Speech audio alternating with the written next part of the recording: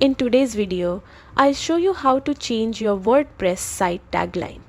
This is a quick way to refresh your site and make it reflect your brand. Start by logging into your WordPress dashboard.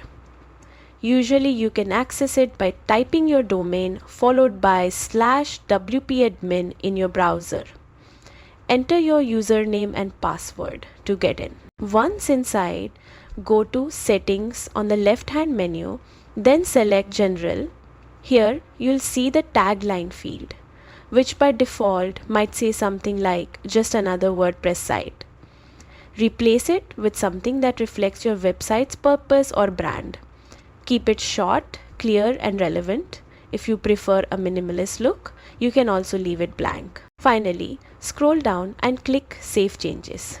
Your new tagline is now live. Check your site to make sure it looks just right. And that's it. Updating your tagline is a simple way to give your site a fresh, professional identity. Thanks for watching and happy blogging.